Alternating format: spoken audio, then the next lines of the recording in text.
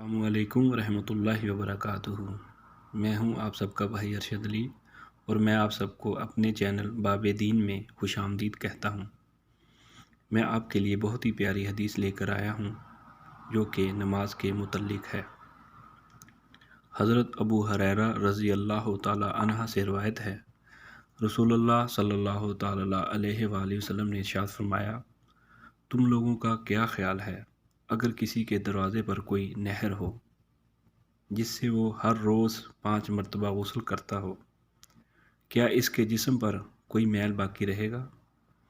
لوگوں نے کہا، کچھ بھی میل باقی نہیں رہے گا۔ آپ صلی اللہ تعالی علیہ وآلہ وسلم نے فرمایا، تو اسی طرح 5 نمازوں کی مثال ہے، اللہ تعالیٰ ان کی وجہ سے گناہوں کو مٹا دیتا ہے۔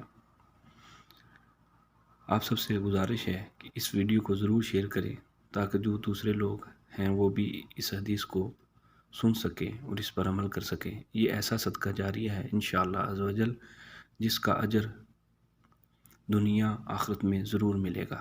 جزاک اللہ۔